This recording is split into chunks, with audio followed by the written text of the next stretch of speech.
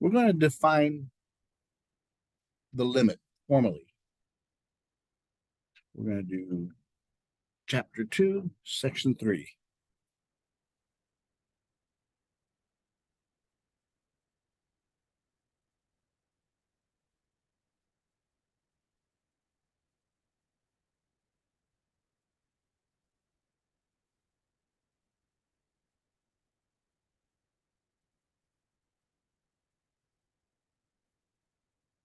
The precise definition of a limit.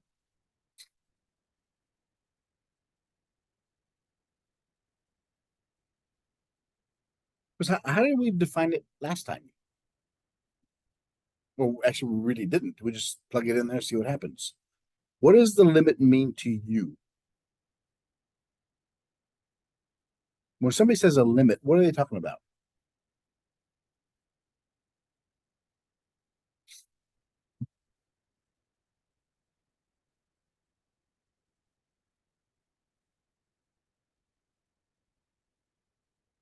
What is a limit?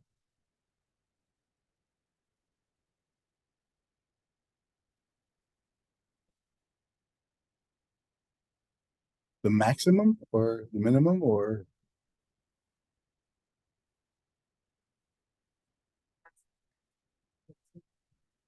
what if it's the lowest, like a parabola? You could just say extreme. That means maximum and minimum. But when you reach your limit, what does that mean? Yeah, I can't take any more. You can't go any further. You can't do any more. I reached my limit. Whether it's how much you can do or how much you can't do, it doesn't matter. It's just you reached your limit. You reached the end. You can't go any further. That's what this is.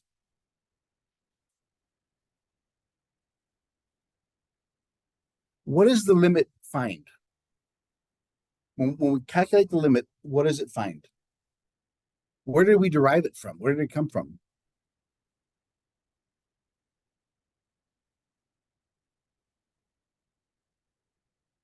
The limit finds the rate of change, the slope of a curve at a given point. Yes, but it also finds, the limit finds the area under a curve.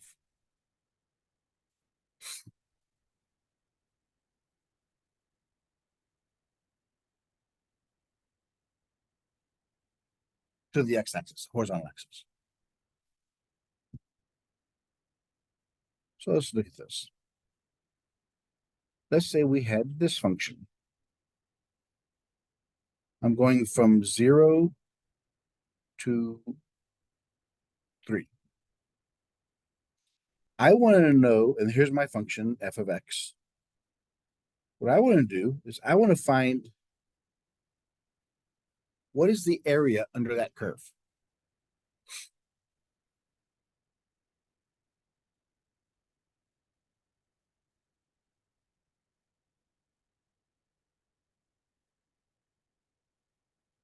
If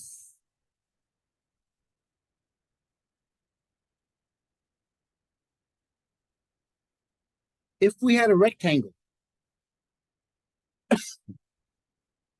how would you find the area of that curve, of that function? Here's my function. It's a horizontal line.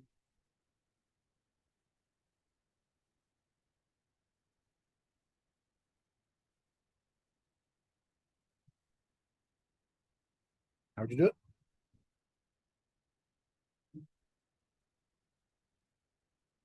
This is, we're looking for the area. We're looking for this part here.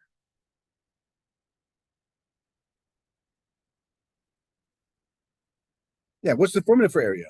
Length times width, or base times height. Yeah, I'm not going to try to ask any tricky questions. So I know you guys are thinking for a trick question. No, this is straightforward. The area is base times height. So in this case, the area is 3, which is the width, times 1, which is the height, with 3 units, as much area is in there. Let's look another way. We do the same one.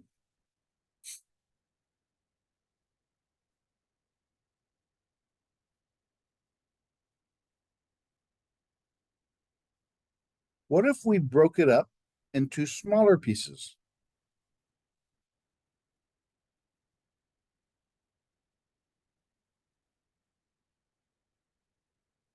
What's the area of this one? How would we find the area of this one?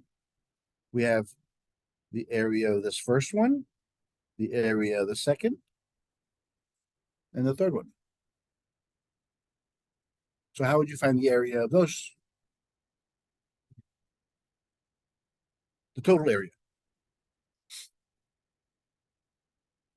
Yeah, I would add up all three. Very good. And it becomes a total area.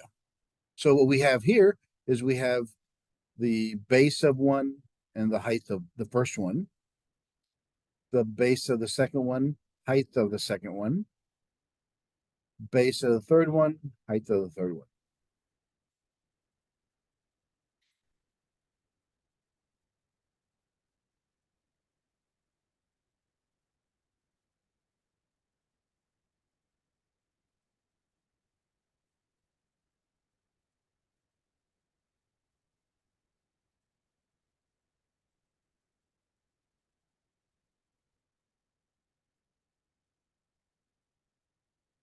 So we have area of the first one, the second one, the third one, the fourth one, the fifth one, and the sixth one.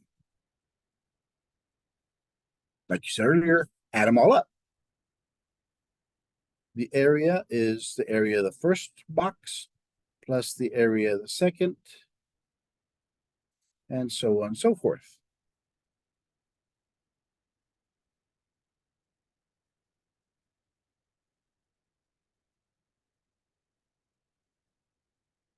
What am I doing each from here to here to here? What am I doing?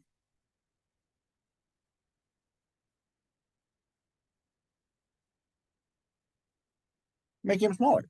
Making the what smaller? The width. Yeah, so that's what we call partitioning. What we do in partitioning is we take something that's big and cut up into smaller pieces.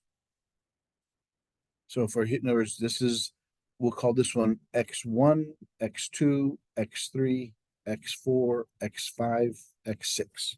Those are each of these x values. What do you call the width? How would you define the width of those things? How wide are each of these?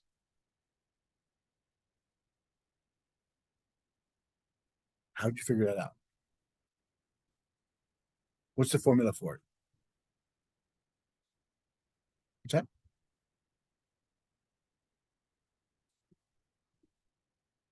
What's that? Very good. This one here would be x sub 1 minus x sub 0. This one here would be x sub 4 minus x sub 3. That's that distance. Whenever you look for width something, it's actually the difference of the two endpoints. So this is what we define as delta x. And all the delta x's are the same. So there's delta x1, that's delta x2. 1, 2, 3. This is delta x4. So for our equation, the base now, these are the bases.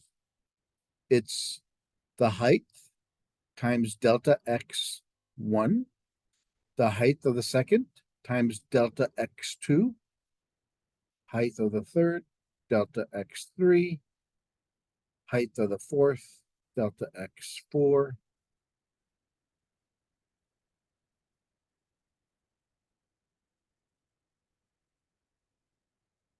Painful to write, isn't it? We're going to fix that. Okay, so we define the base, the width of these things. Do all widths have to be the same? Why not? Well, we pretty much do is if we have different sizes, if you have different size widths, then what you do is you have to take the average of those widths to find the actual spread. But you don't have to. But when you look at that, you look at so remember all these are partitions, P. So when we look at the norm of the partition, that's what that says. It's the norm. It's the average. Which one is pretty much the biggest one? Because we can only be as accurate as the largest width.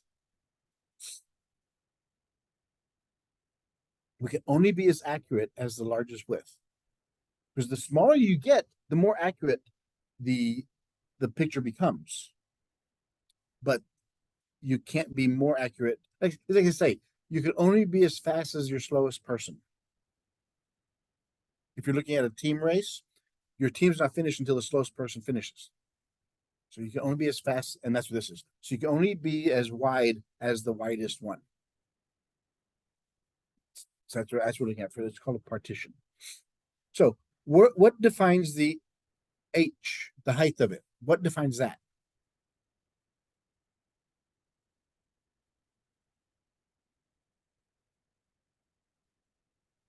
I'll go back to the first one. What defined the height? Well, what defines one? Yeah, the Y value. This is the height. The height is your function. But if you think about it on a graph, when I give you an X, you plug it in there, and it tells you how high your dot's going to go. That's the height.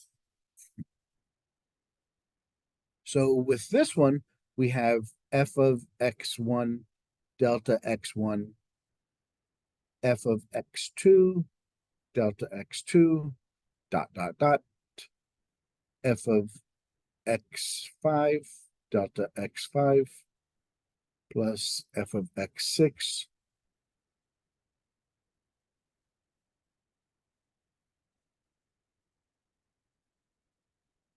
Again, I would write these down because you're going to need to know these, or wait till I give you the notes.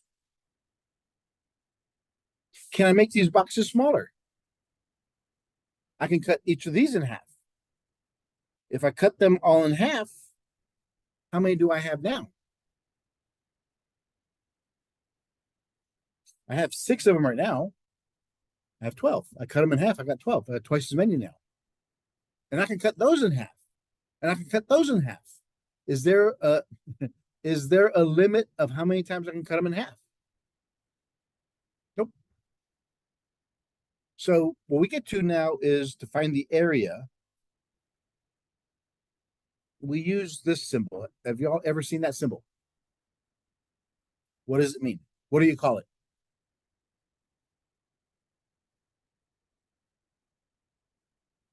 It's in Greek, it's what?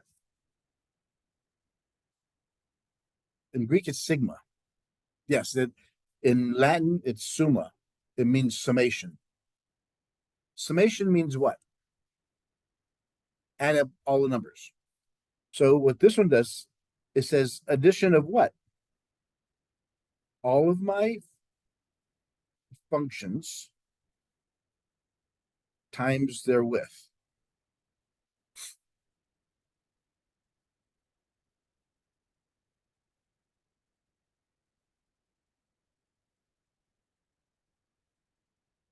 You notice that you have f of x sub I. Excuse me.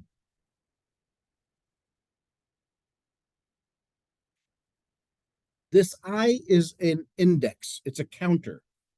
So in our summation symbol, we say, okay, my counter starts at 1, and it goes to some number n. N is the number of chops I put in my picture, how number of partitions. So in this case here, my n would be 6. If I cut them in half, it would be 12.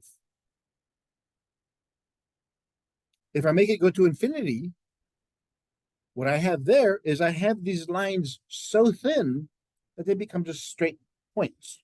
I add up all of these points from 0 to this number. And I add them up, and that gives me the area, the total height. So this is the first part we're getting to of something called a Riemann sum.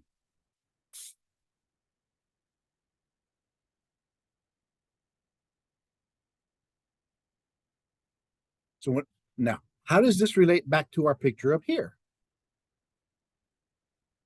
How does this relate to our picture up here?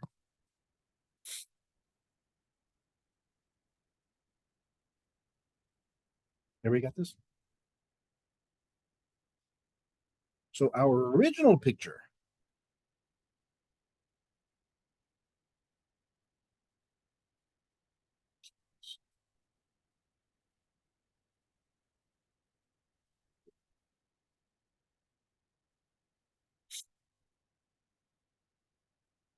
now I'm looking for this area.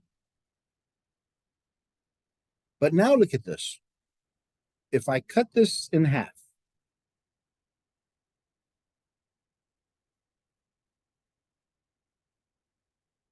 can I do what I just did? Oh, what's wrong with this picture? Can I make rectangles out of this?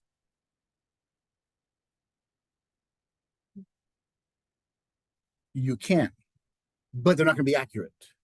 You have two types of rectangles.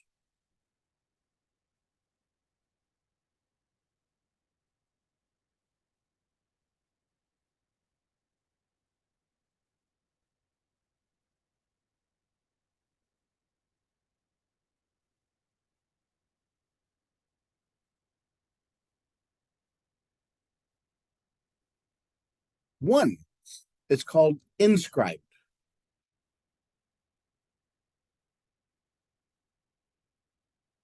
Inside script means it's inside. So that means I go from the lower end, because this interval goes from 0 to 1.5.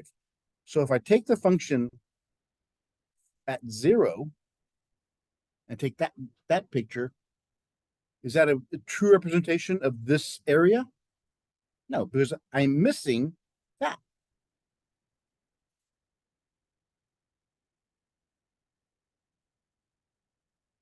The next one is called circumscribed, which I take it from the higher point. And I use that as my height. But I have now too much.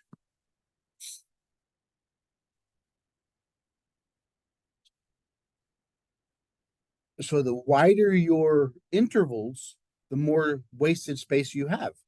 Because this other one here, I'm missing all this. And this one here, I have this much too much.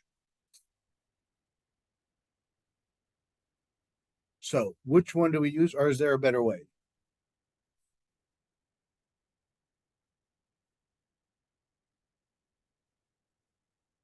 Yeah, well, yes, it's one idea is keep on chopping it to smaller, but we're still going to have the same thing. We're going to have too little and too little, or too much and too much. There's a third way we can do it. Can anybody guess what it is?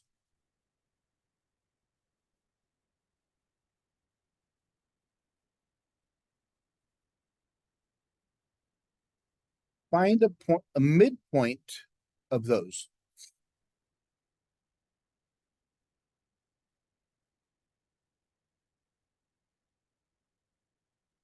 The average. Because what I'm going to do here is I'm going to use this number here.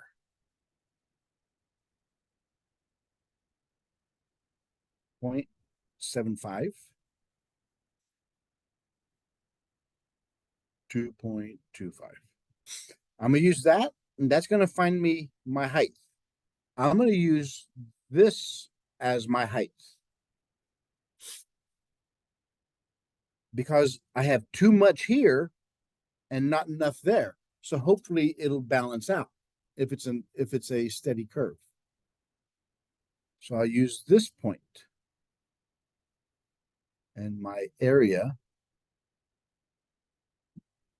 will be, because what you're doing is you're creating rectangles. So if I pick a point that's between 0 and 1.5, and I use that as my height, that means this much is too not enough, and this much is too much, or vice versa. Hopefully it evens out.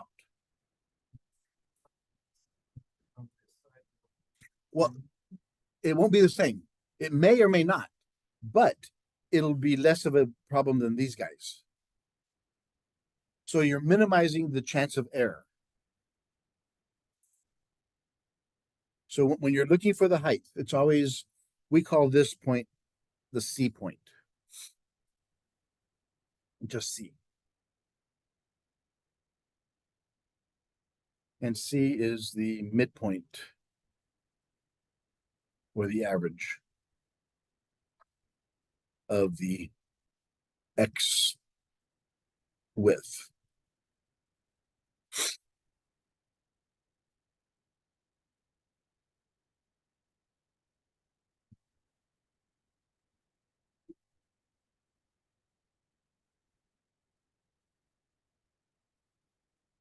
And again, so from here, we make our boxes smaller, and then we have to find the new midpoint.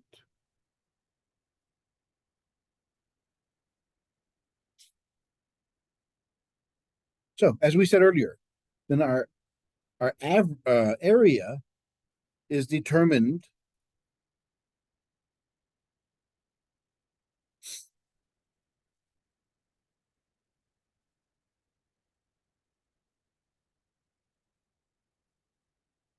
by that.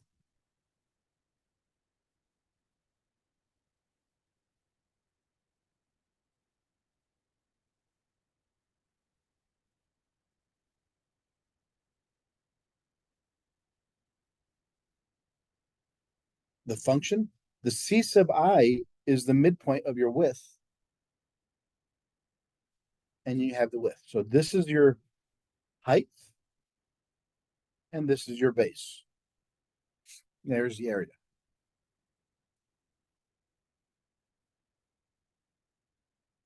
This is the best option we have so far.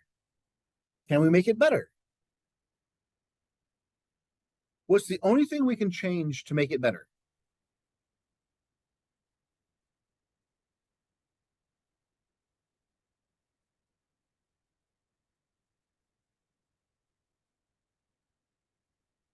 We can take the limit as delta x goes to 0 of this function.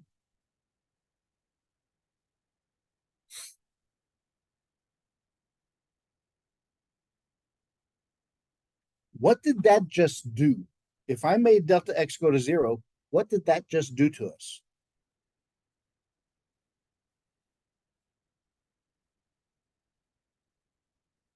What does delta x represent? The width.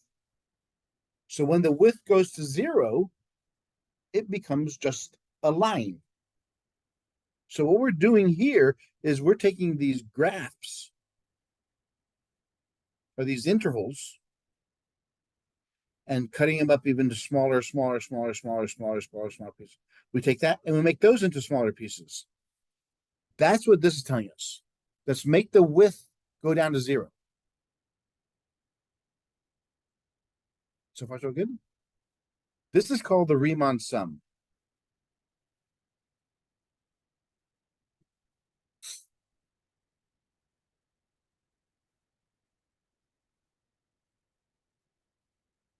We'll be using this or a factor of this throughout Cal 1, 2, and 3. Whenever you take the limit of something, this is what you're really doing. So that's what we talked about last week. Whenever you take a limit, this is what's really happening. It's just that not all functions are nicely behaved.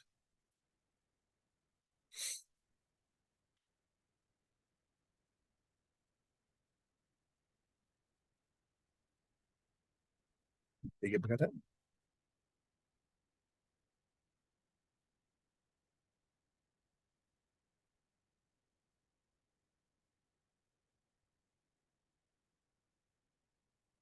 Now let's see how we prove these things. We're going to get here it's called the epsilon delta proof.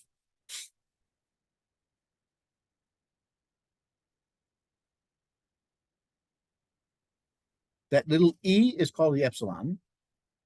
This d is called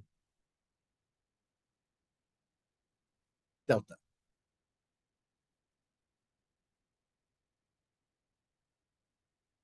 It's kind of like the lowercase delta, d in Greek.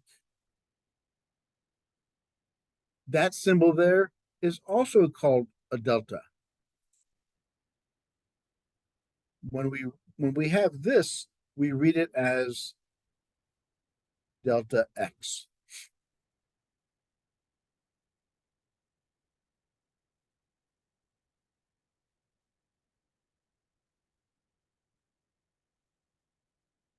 What delta represents is change.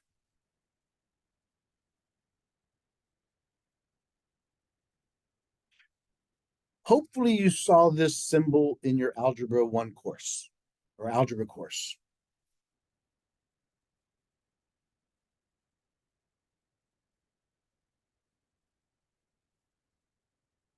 What does this represent? Slope equals delta y over delta x, which means, bless you, which means it's the difference of the y's over the difference of the x. Bless you. Allergic to math. So these are symbols we'll always be using. And delta, again, means the same thing. It does mean difference.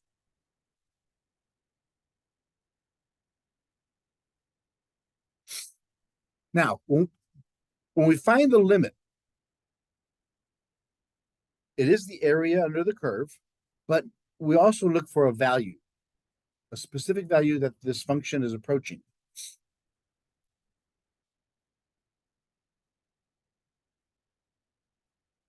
So on the x-axis, we have our value c.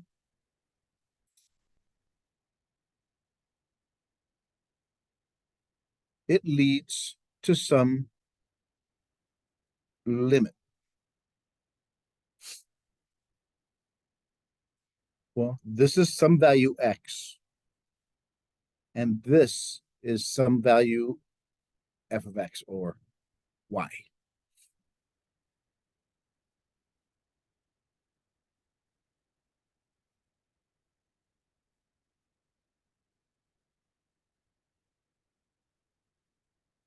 So typically, when we see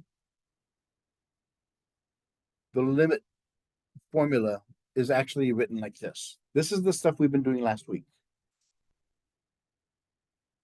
As x approaches some value, c, the function approaches some value L, limit. So the limit of f of x is L as x approaches c. As we saw last time, does x have to go to c? Why not? Because remember what we did last time.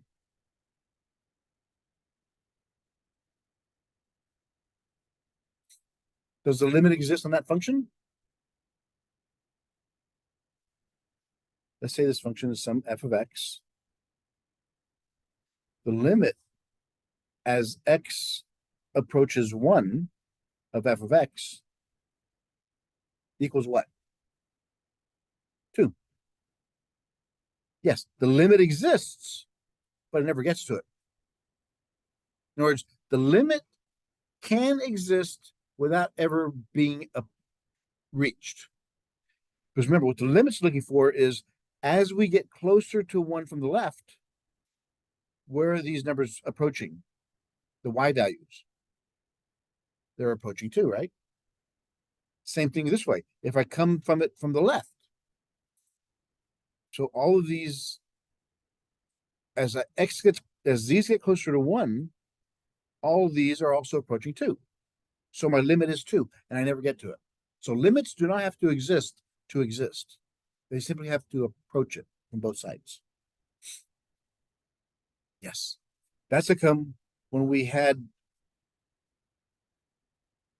this example. Does the limit exist there at 0?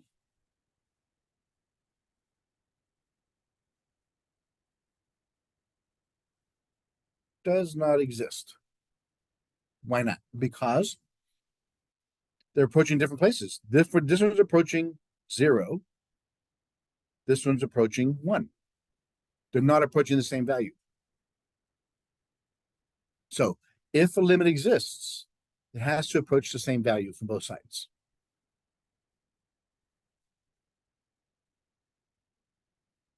So far, so good. So let's get back to discussing these things. Again, what I just showed you here, this is how it's going to look when we prove it. Actually, you have it in yours, but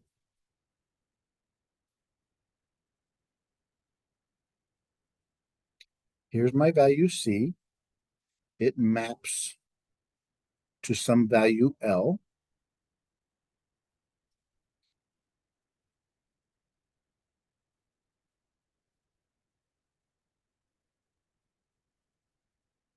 The delta refers to the values on the x-axis. Epsilon refers to the values on the y-axis.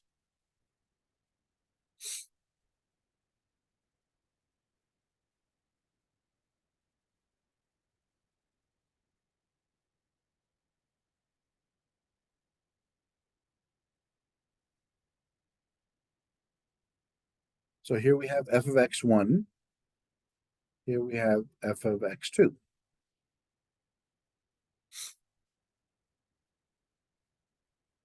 Delta is the distance between the f of x and your c.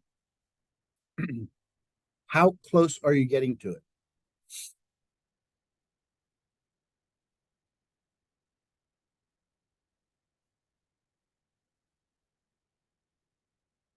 So these correspond, let's say we had a curve like this. So the f of, oops, x2, I'm sorry, I'm getting ahead of myself. So the distance between the value c, which we're heading towards, and the x value, that's called delta. So here is f of x2. This one maps to that. The distance between our y values and L are called epsilon.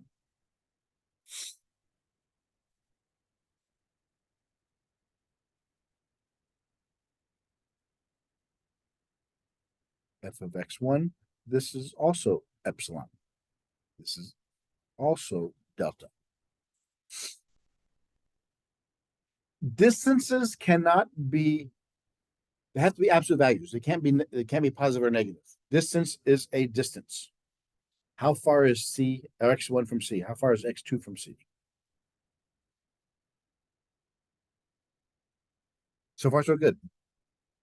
Now, what's happening here is this. Remember we said last time is, do you have to actually get to the value to get a limit? No. So in other words, it has to be some positive distance. It has to be greater than 0. And it can't be negative. So x minus c, the distance between these two, has to be some positive number less than delta.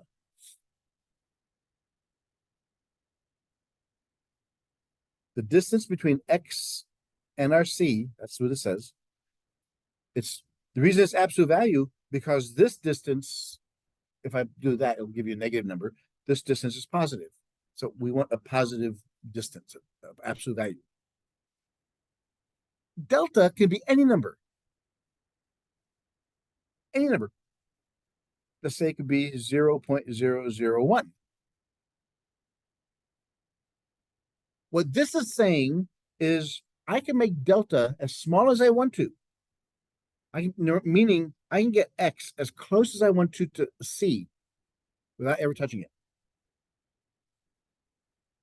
Now, what that's going to correspond to is a corresponding value f of X here, which is getting even closer to our limit value. As X gets closer to C, the f of X's get closer to L. So what this implies here, as my X gets closer to C, this implies that the distance between our function or Y values and L is less than some epsilon value.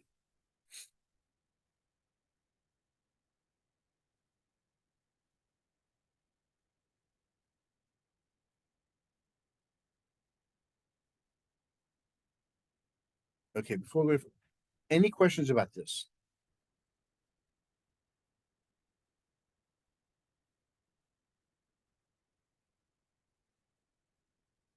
Let's look at actually, and that's what we have on the second page. We have the definition. Let f of X be defined in an open interval about C. Okay, what that says, here's C, and it's on an open interval about C.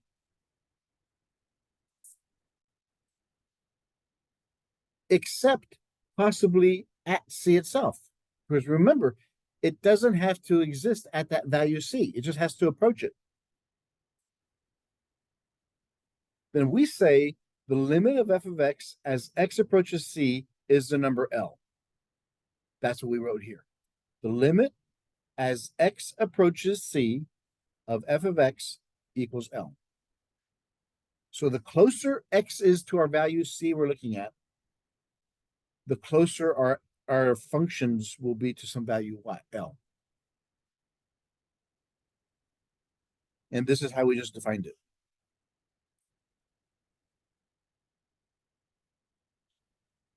So typically,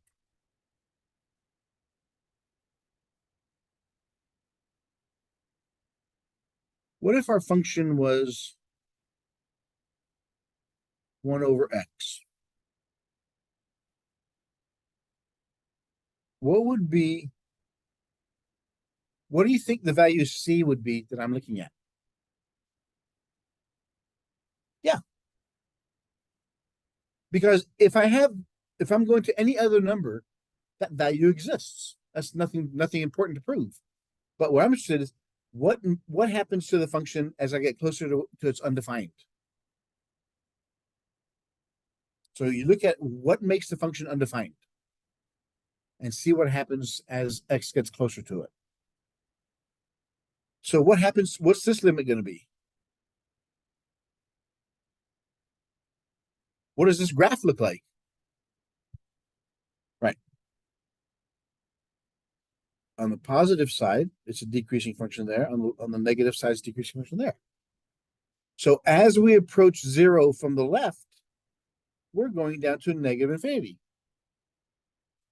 As we get closer to 0 from the right, we're going to positive infinity. So it doesn't exist because it goes to both sides. Left, it goes positive and negative.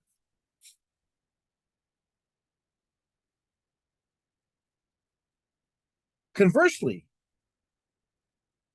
what if I said I'm going to infinity? Where is that one going?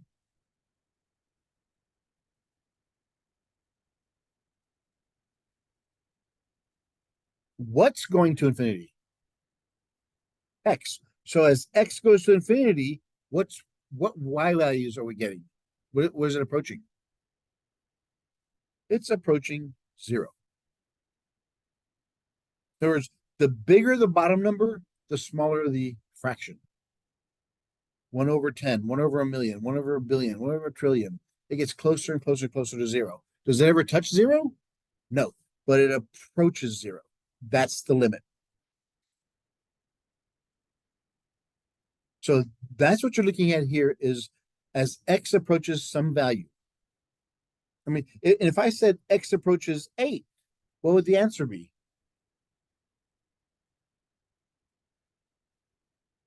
1/8. Just plug it in there.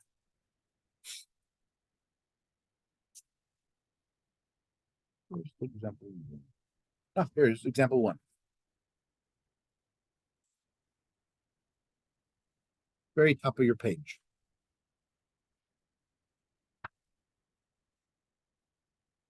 Here we got this? Okay.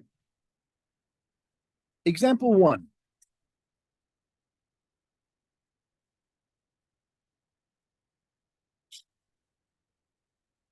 It says,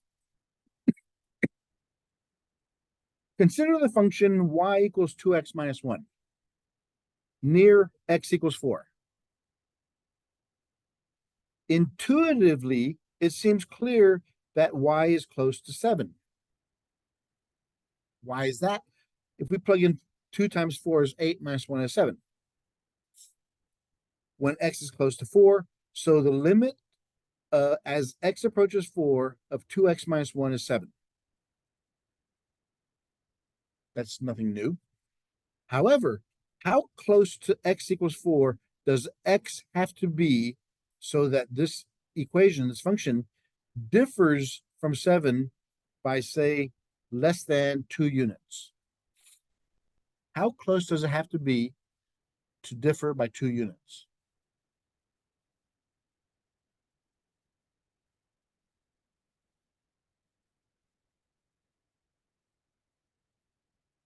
Let's see what this is telling us. It's telling us we have so far the limit as x approaches 4 of 2x minus 1 equals 7. As x approaches c of f of x equals L. This is our limit formula. That's what our statement says.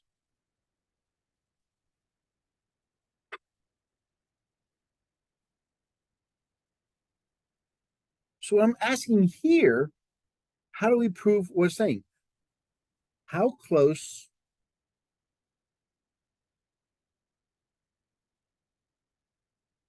to x equals 4 does x have to be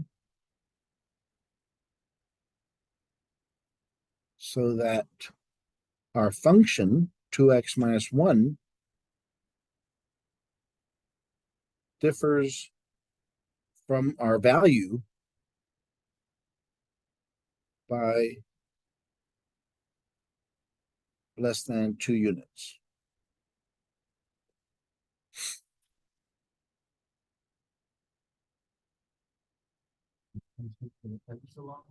It's looking for, exactly. So it's looking for this.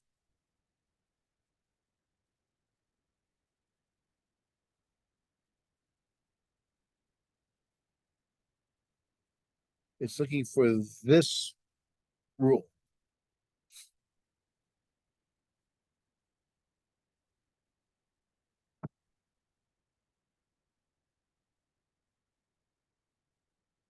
Which one of these do we have?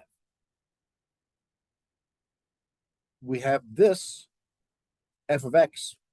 That's this one. So we know that 2x minus 1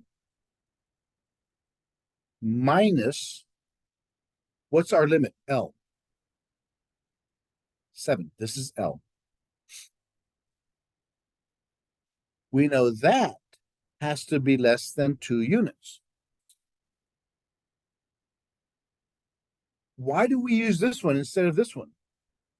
Because it's saying, how close does it have to be for the function to be close to 7 by 2 units? So that's why we're using this one. So what do we have here? We have 2x minus 8 is less than 2.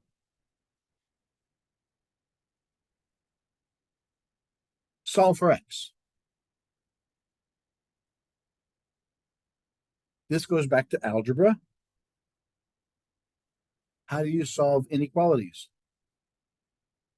We have to get rid of the inequalities to get to the x. When you drop the inequalities, what happens? Because we can't have the inequalities anymore. So we have to drop them. What are the rules when you drop inequalities?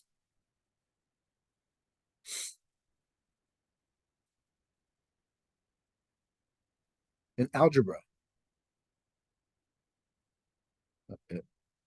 absolute value of x is less than some number a. What this says, remember, absolute value represents the distance of how far something is from the zero. If this is a, that's how far it is. Can it be any other distance? This is x. It could be this distance. It could be negative x distance. In other words, not negative x, but it can go this way also. So when I drop the absolute value sign, what happens is my x is between the negative a and the positive a. Here's my x is less than a. So when I drop the absolute value,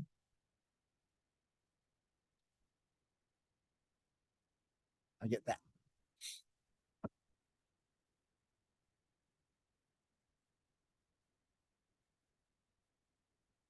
Now we solve for x.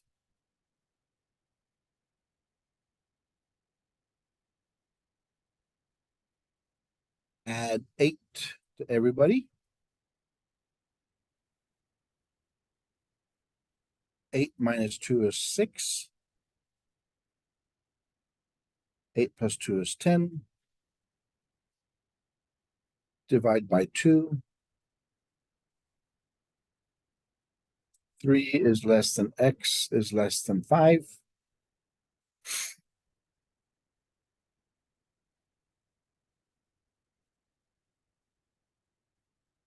So far, so good. So that's what the epsilon delta side, the alpha side. What about this side now?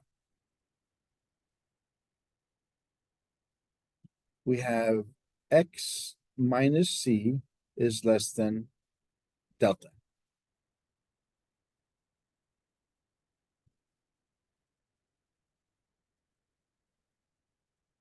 What is our value c?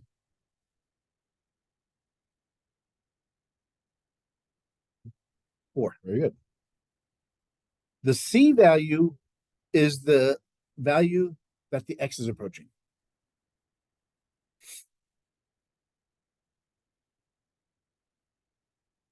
What's delta going to be?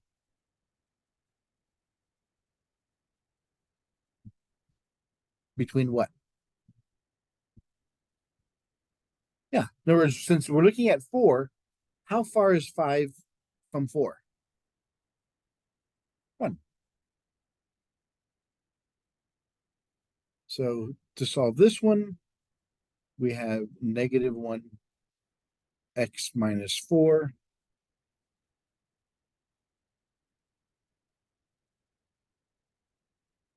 add 4. 3 is less than x is less than 5.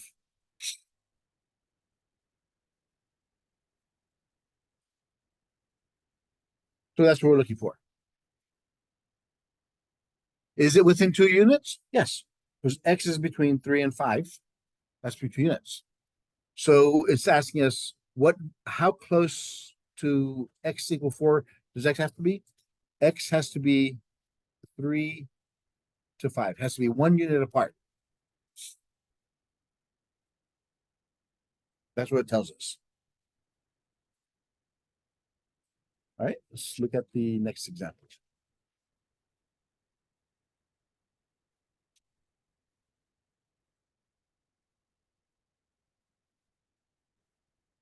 There.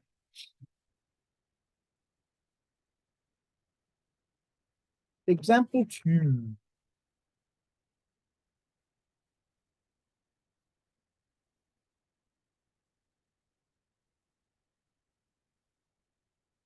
It says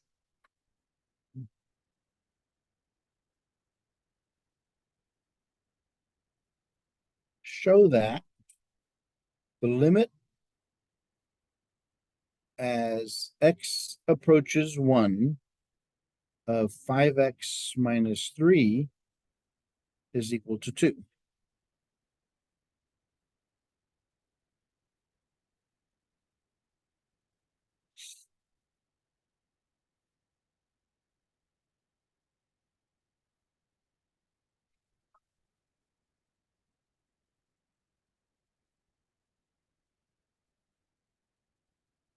Do we know what c is? 1. What's f of x?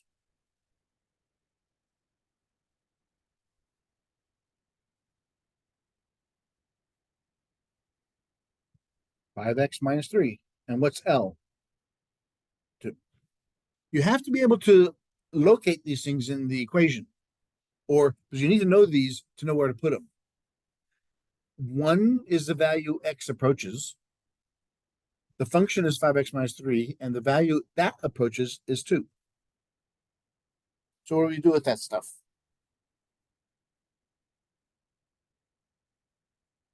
How do we set it up? Remember, what we're looking for is this.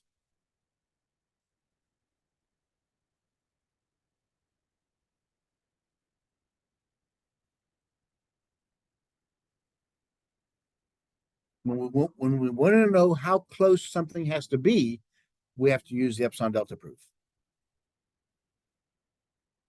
So that's the formula. Plug in what you know. C was 1. F of x is 5x minus 3 minus 2.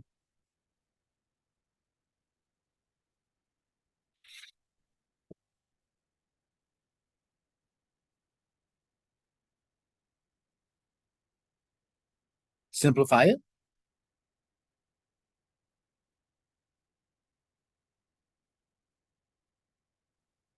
Five x minus 5 is less than epsilon.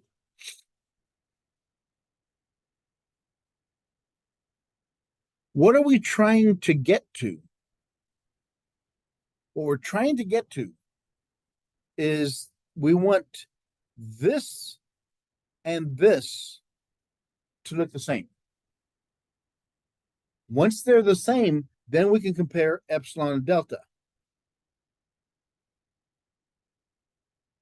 Are they the same? No. What do we have to do? What can we do?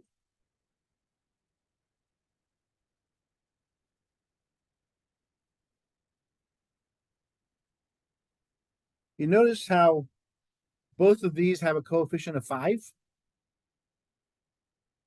We can factor out an absolute value of 5.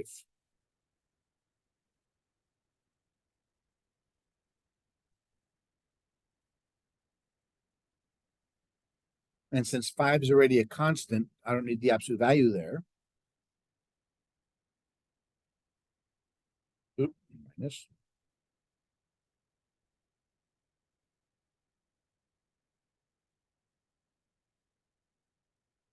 So what do I have to do to get this and this to be the same?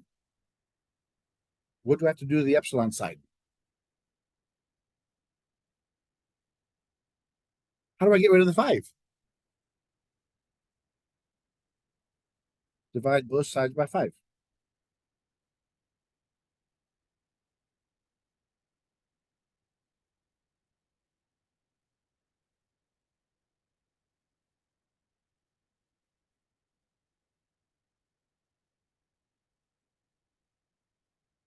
So what does that tell us? It tells us that delta is epsilon over 5.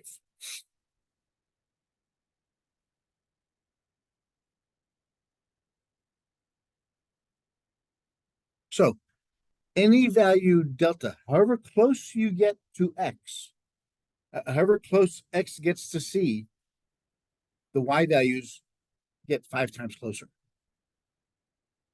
to our limit. That's what it's saying. Okay. Where's that? There, example 3. Let's look at example 3.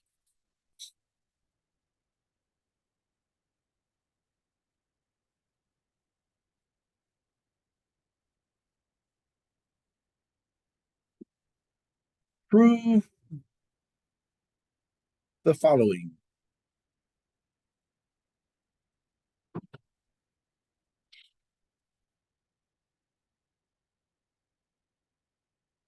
The limit as x approaches c of x is equal to c, and the limit as x approaches c of k, some constant, is k.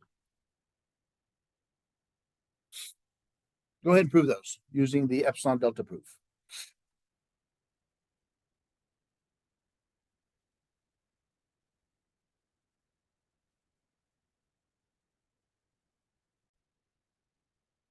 Okay, so we're going to use the epsilon delta.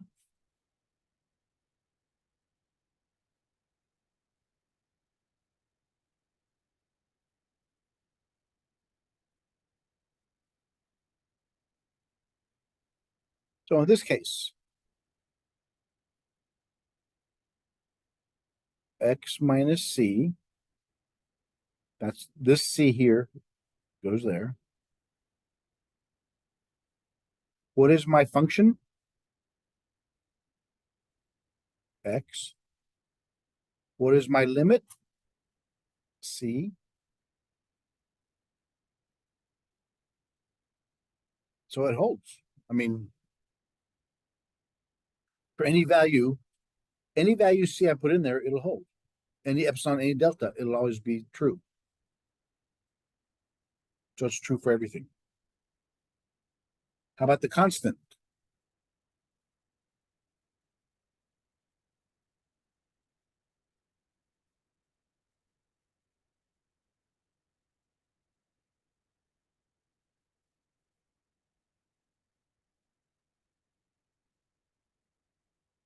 So the C value is C.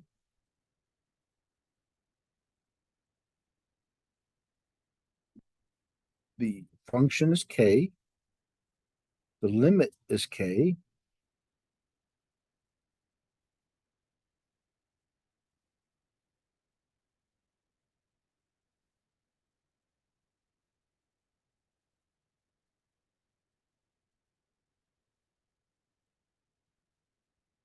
What does that tell us?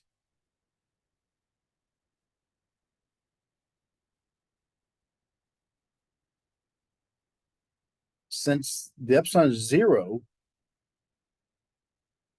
this only works when x equals x, or c equals x. Because if c equals x, that's the only time it works. And in other words, so any x you give me, any x you give me will be that same value, since the distance will be 0. It's a constant. So it's the only work if x equals c. So it has to be a constant term. X is approaching the same term it's going to be.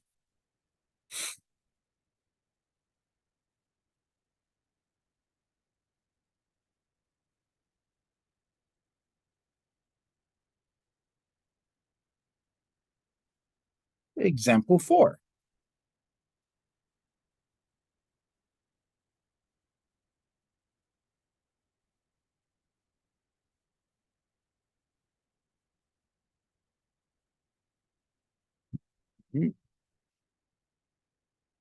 For the limit x approaches 5 of square root of x minus 1 equals 2, find a delta greater than 0 that works for epsilon equal 1. This section is how to find an epsilon, or how to find a delta given an epsilon. So I gave you what the epsilon is supposed to be. Let's plug in what we know.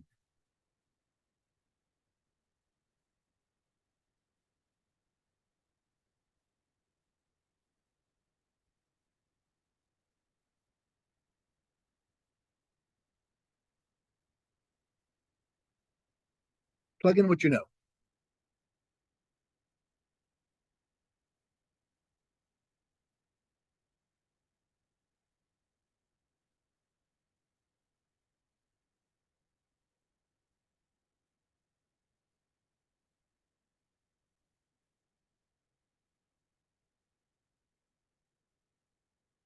What is C?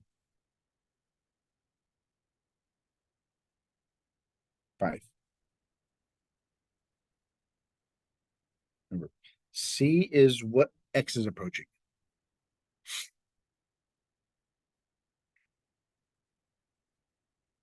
The function is square root of X minus 1 minus the limit. This is your function. And this is your limit. And epsilon has been defined as 1.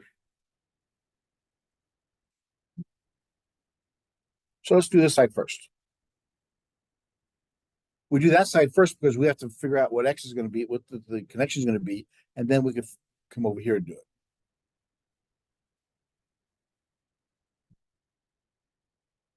So looking at this, we have absolute value of radical X minus 1 minus 2. So what do you do first? We're trying to get to X.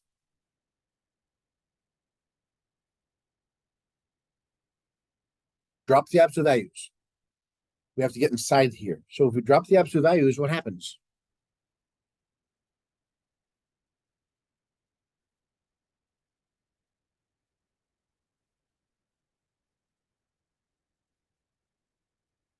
This function goes between -1 and +1.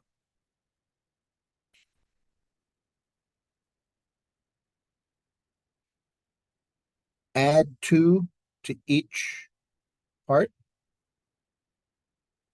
2 minus 1 is 1.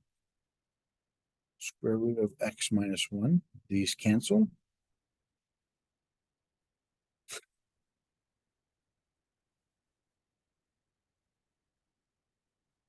So we got 1 is less than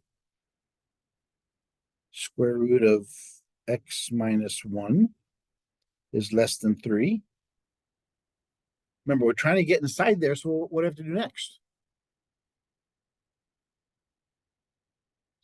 Square everybody, right? Square the radical. So we get 1. The radical and the square cancel, so X minus 1. 3 squared is 9.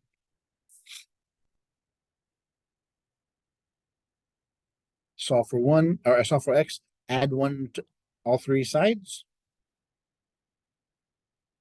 2 is less than X is less than 10.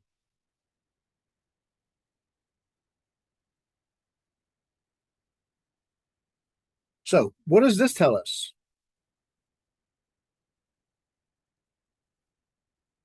Our X's have to be between 2 and 10. What X are we specifically looking for? We're looking as X approaches 5. Is 5 within there? We're doing good so far. That's the first step. Now we got to figure out the delta. Remember, delta's got to be positive.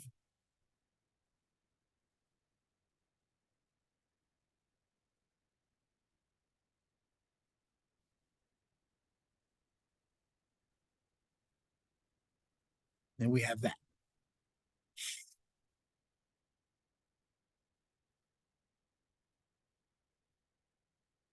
Since we know it's positive, we don't need that part. So we have absolute value of X minus 5 is less than delta.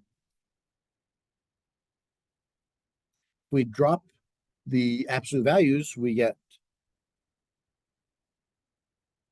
X negative X minus 5 and then positive delta.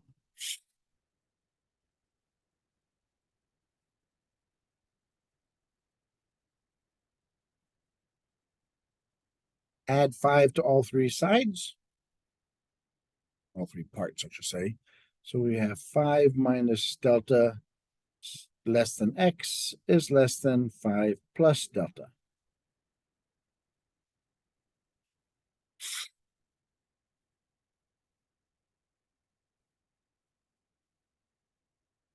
So what do we do with that?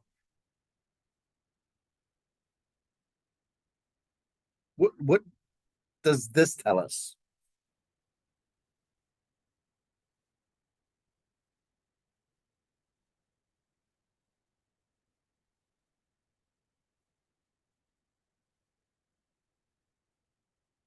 Because remember, we also have this up here.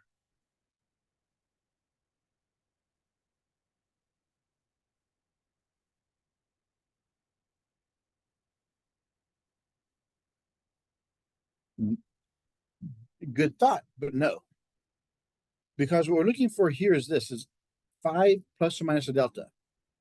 5 is the point we're looking at. Remember, x's approaches 5. Is 5 in the top dead center of 2 and 10? So here's 2, here's 5, here's 10. Which one is it closer to? By how far? Yeah, so we use the closer distance from our point we're looking for to the two bounds. This is the x, that's one we're going to look at. So we have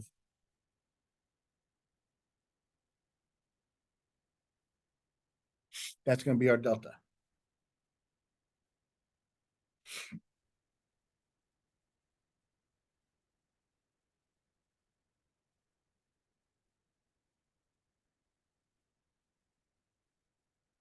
So this is the delta side.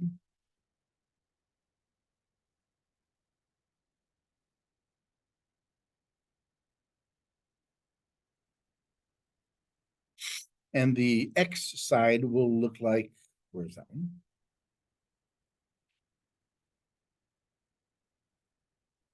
Right. And the other side will look like square root of x minus 1 minus 2. No, 2. So that's what it implies.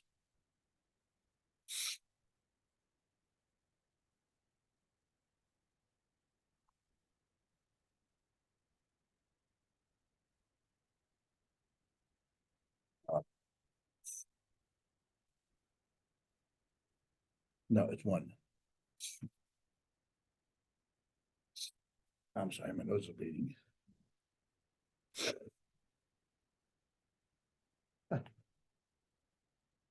I'll fix that. There. If it turns red, run. I'm zombie. So there you have. That's how we use the epsilon delta to prove what we're looking for. The question is looking at for what? For the limit, find the epsilon, the delta greater than. Remember, the delta had to be greater than 0, had to be a positive number, such that the rest of that stuff was true. So we first look at the epsilon side, then we apply the delta side. Once you get to this side, we look at what in our delta, which side is delta closer to once we get to it. Since we're looking at x equals 5, we're going to use this value. We can't use them both. Because remember, we're always looking for the limit, the minimum amount. Okay, let's see what else we got. This next section is how to find algebraically, delta algebraically, given everything else.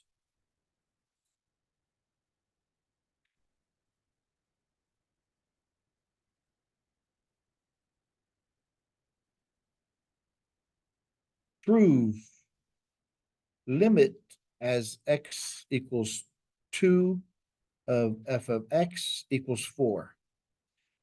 If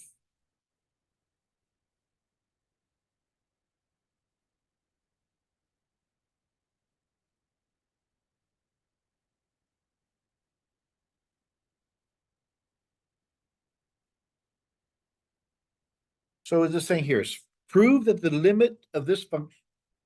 Oh, the function is here. This is the f of x options. This is my domain. Prove that the limit of the function equals 4 as x approaches 2.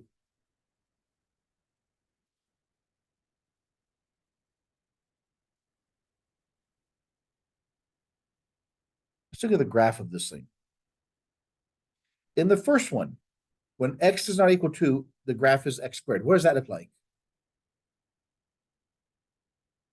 What does x squared look like? That's square root of x. The parabola.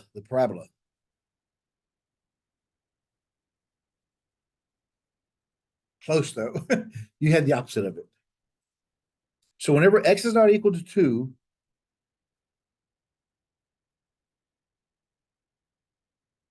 that's that. So there's a hole there. So x squared, so at 4, there's a hole. But this one says when x equals 2, y equals 1.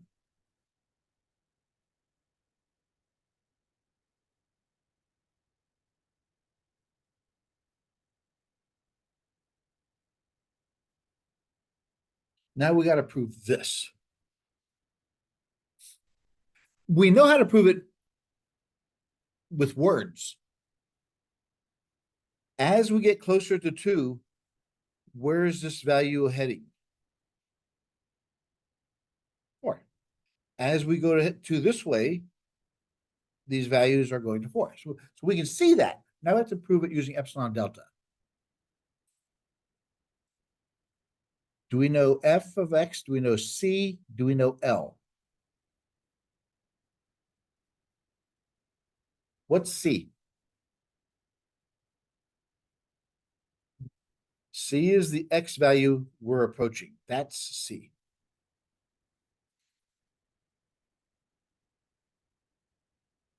F of x is the function we're looking at. We'll talk about that in a second. L is what?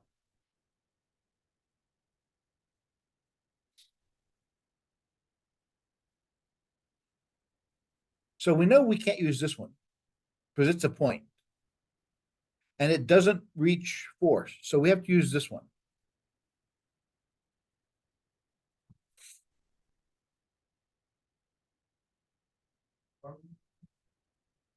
Why we use this one? Because if we were using this one, it's a constant. It can't equal 4. So now we got to use our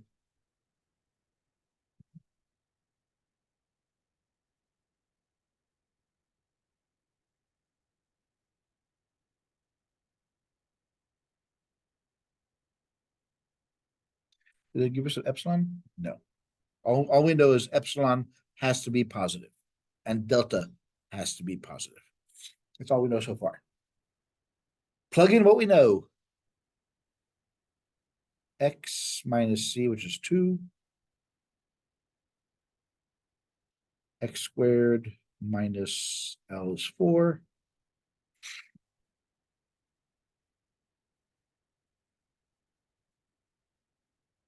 So let's look at this side first.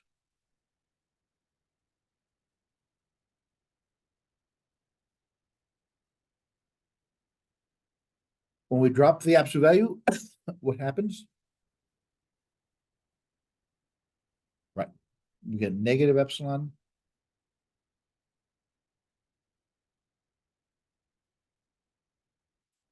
Now we got to solve for x. Add 4 to everybody.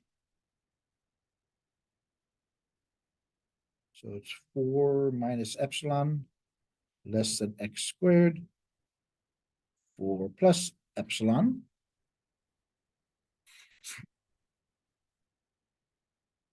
Then what? Square root. So we got the square root of 4 minus epsilon. The absolute value of x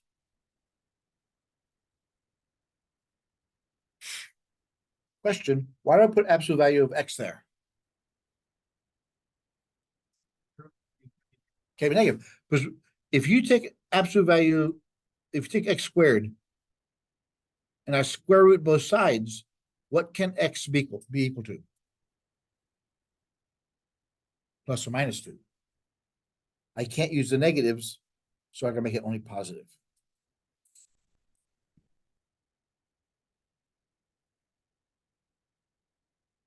Everybody got that? So let me write that over here. So I got the square root of 4 minus epsilon. And you're going to see a lot of times where sometimes we'll need the absolute value, sometimes we won't.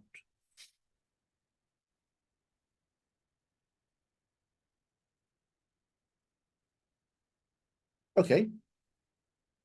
What do we do from here? What's the next thing we look at?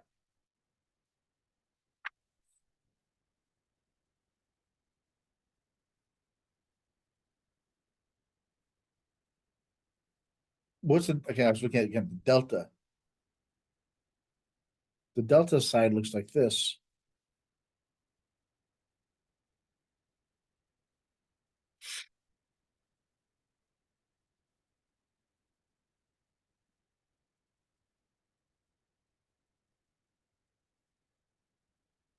And we're approaching 2. Does it hold for all values?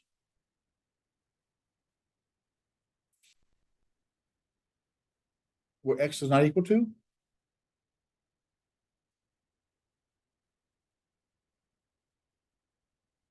For all the values where x is not equal to, does this hold for all of them? Yeah, because let's say x is 5. We have 5 minus 2 is 3, less than 3. This is 5. Well, absolute square root of 4 minus some epsilon. Epsilon can't be greater than 4 or greater than 16 because the square root has to be less than. So yes, it's going to hold for all x's not equal to 2. And that's what we're looking for there.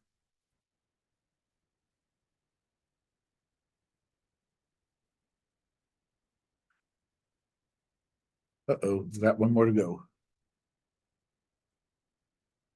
Example 6.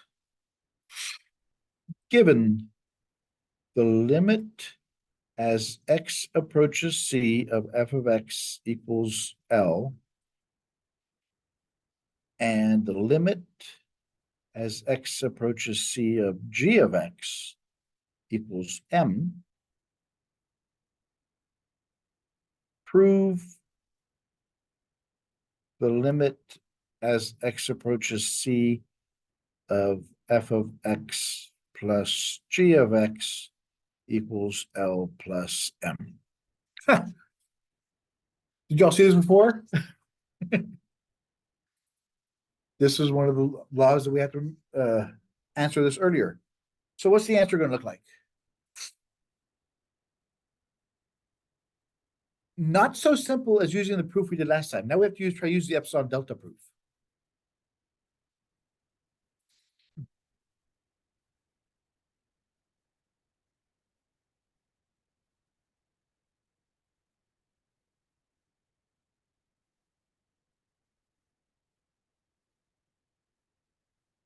Again, we start with the epsilon side. What does that tell us? Well, since we have the summation here, we have f of x plus g of x. That's the function side, minus the limits, which is L plus M is less than epsilon.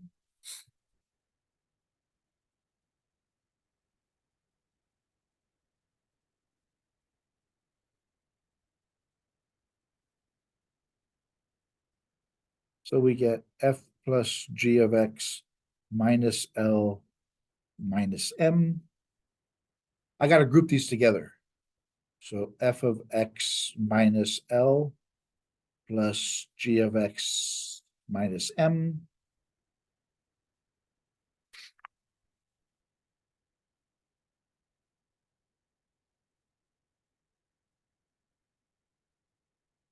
is the same thing as f of x minus L plus g of x minus M.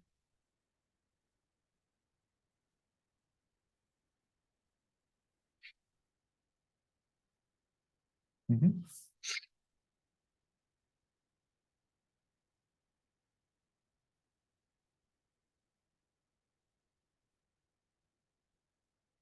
So since the limit as x approaches c of this one equals L,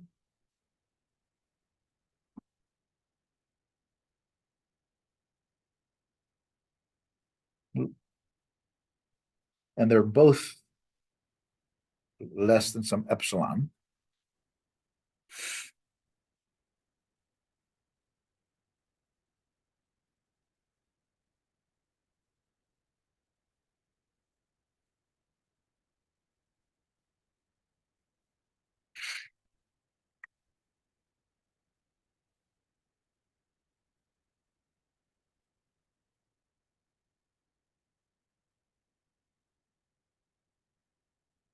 since they both exist,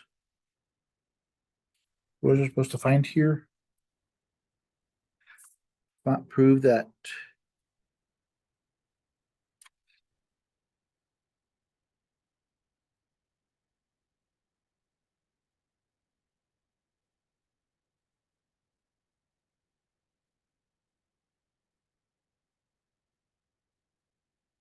this one's going to be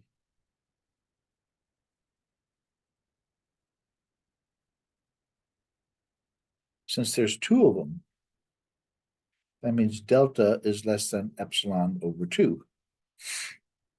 We have one here plus one here. There's 2 epsilon. So this 1 is over 2, which means this is equal to this. So for whatever C you give me, my value of D epsilon will be much closer. That's what it's proving.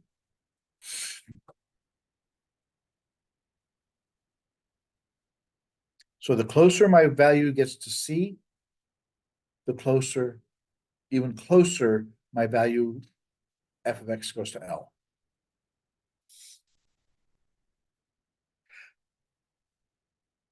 Again, I apologize, but this we have to go through because from here on out, we're pretty much done with proofs like this. Well, from here on out, we'll just be doing real proofs. So this just shows you how it works. And that's it for today.